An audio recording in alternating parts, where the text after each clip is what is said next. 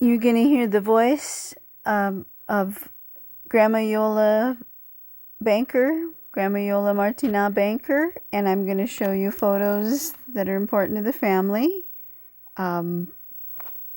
This album is of my parents getting married, so Yolanda Roberta Banker Coates and Eugene Arthur Coates. And before I start the audio, I'll just show you that on the right is my dad Eugene's mother, Elsie. I think her last name before she got married, her maiden name was Ellis. No, sorry, Bolton. There might have been an Ellis somewhere in there, but she was Elsie Bolton before she was Elsie Coates. And this is Eldred Coates, my dad Eugene's father. He worked as an engineer, maybe an electrical engineer, for AT&T and some of the phone companies. And he went to college at Stanford University. And my dad went to college at the University of Colorado Boulder, I think. My mom, Yolanda, at PCC, and then USC. And then here's my mom, Yolanda's grandparents, so my great-grandparents. It's Grandma Iola's dad, Dante Martinat, and Grandma Iola's mom, Ida Revoir Martinat, Ida Anna Maria Revoir Martinat. And then in this photo, you can really see everybody I just told you about still there. Else on the right, Elsie, Eldred, Eugene, Yolanda, Dante, Ida, and then the second row there, that's my dad's older sister,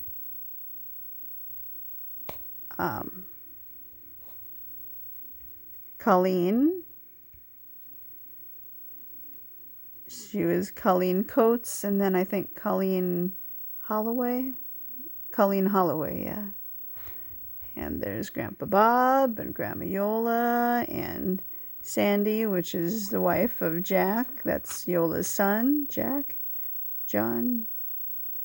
And then at the top there, that's my dad Eugene's younger sister, Yvonne.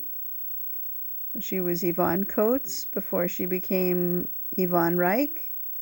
That's her husband Don there on the right.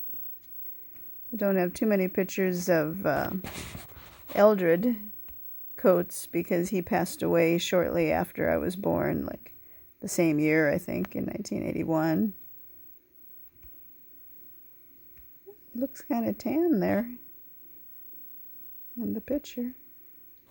And I don't have many pictures of my dad's older sister, Colleen. She kind of had a hard life. Her son Jim Holloway was in a really bad car accident that left him paralyzed. So that was hard on her to see that. He liked a lot of sports, skiing, that kind of thing, and it was just hard for her probably to see him in a wheelchair after that. But he went on to work as a city planner and have 2 children of his own. Okay, so back to the audio tape here. So what are we cooking up now? Don't put it in there. It's hot veal cutlet. Veal cutlet. What is the cutlet of a veal? It's a young veal, and it's very, very lean. Young beef, and then I'm going to put parsley. How'd you start? I cut it And I put, now I'm going to take some oil out. So you put it in a big pan with some olive oil, and you put a little bit too much oil in, so now you're going to take some out. Take some out. Careful. You want me to help? It's coming out. So the pieces that you cut the veal in look like they're about maybe a couple, like maybe about 3 inches, by 2 inches by 2 inches. We need help. So you're kind of sauteing the little pieces of veal now? Mm-hmm. You just put olive oil in and dump the veal in. And how long did you kind of saute it like that? Oh, just for about a minute. On high heat? No, low heat. Because it's very, very thin, as you can see. Yeah, looks tender. So I don't think this is her recipe for like schnitzel. You know, it's not breaded veal. It's just a different recipe for veal cutlets. On high heat? No, Low heat. Because it's very, very thin, as you can see. Yeah, looks tender. So you have just chopped up a bunch of parsley now, right? Mm-hmm. And now you're Adding garlic. the garlic presser, so a whole clove it looks like here. Mm-hmm. I didn't know you put that in. I didn't know you put garlic in. Mm-hmm. Wow.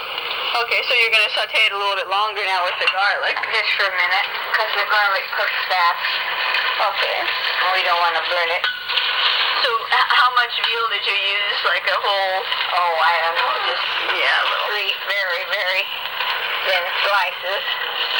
So for those slices, you cut up about how much parsley? I don't know. I just took a little hunk. Little hunk. You chopped up about maybe,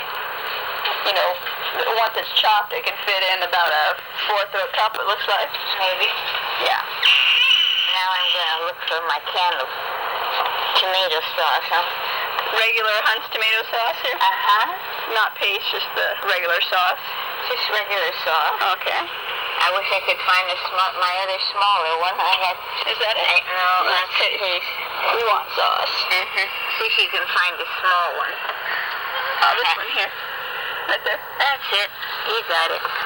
All bumping fine things. There's something finds everything. Now we're going to open it up.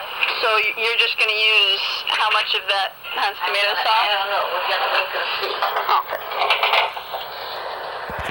Like I say, we haven't made it for so long, so I'm not sure exactly how to do it.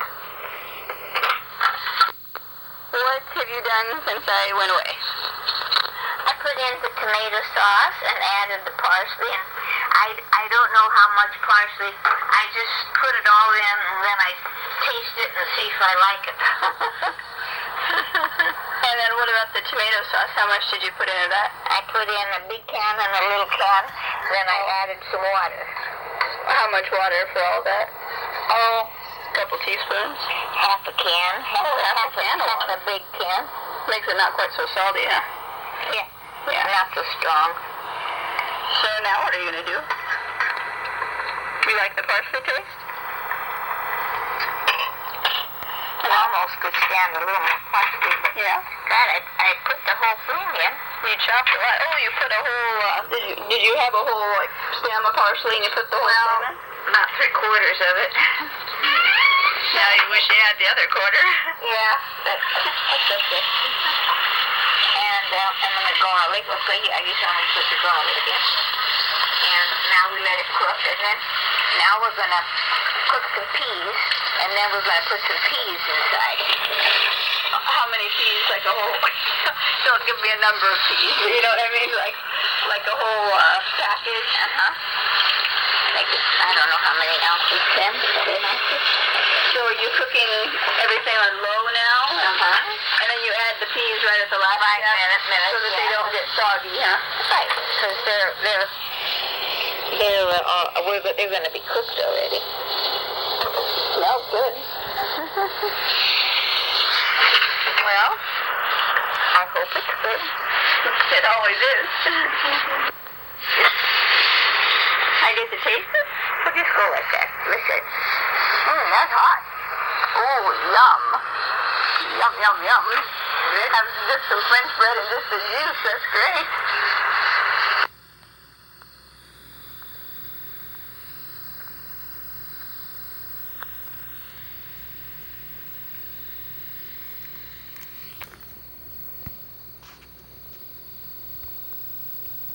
not exactly sure how tall my dad was. I think probably around 5'11". Probably not quite 6, maybe 5'10" and a half, 5'11". And my mom was maybe, I don't know, she keeps saying she was 5'6", but maybe she was, 5'4" or 5'5", maybe 5'6" with heels on. I'm not sure about that. I mean, she's definitely shrunk. But I guess she was a tiny bit taller than Grandma Iole was. And Grandma Iola's dad, Dante, was probably 5'11". And he looked taller just because he had really long legs. And Grandpa Bob didn't have such long legs. He had more of a longer torso, and he was maybe 5'10". Probably not too much taller than that.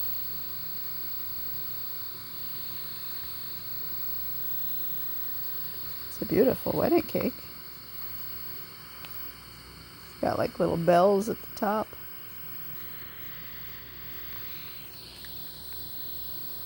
So it looks like the reception was up on the second floor there.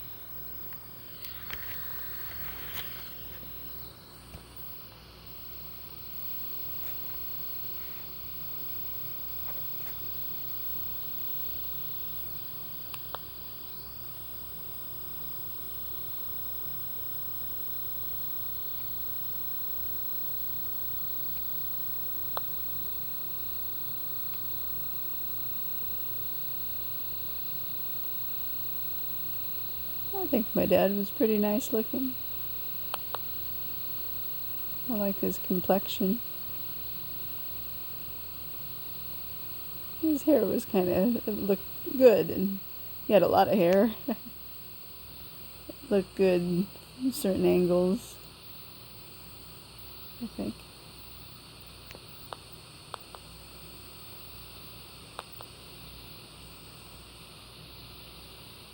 I did a genetic test online to see, what our background was, and I mean, I'm mostly French and English, but there was a little tiny bit of Basque from Spain, so I bet maybe that's coming from my dad's side. You can see maybe a little Basque in him.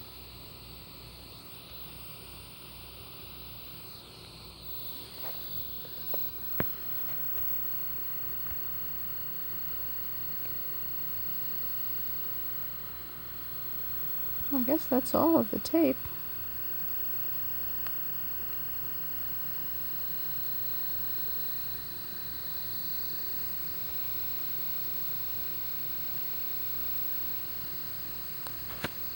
This is a blurry photograph in the album, so it's just blurry. And whoever made this album, it's kind of cute. I bet it was Grandma Iola's mom, Ida Anna Maria Martinat, Ida Anna Maria Rivoire Martinat. It's cute because she took one of the pictures from the wedding, which is up there, and on top of it, for the last picture, she put a picture of me right after I was born, all swaddled up.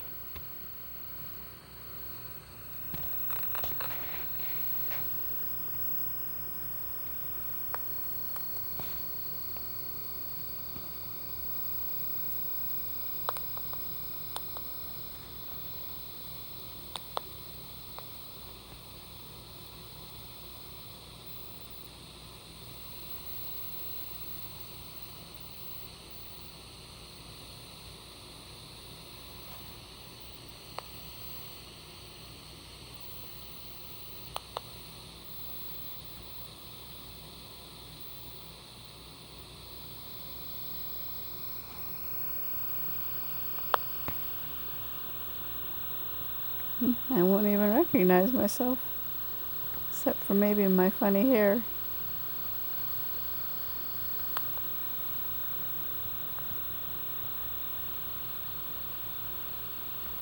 Must have been just a few days old there, I would guess, at Huntington Hospital.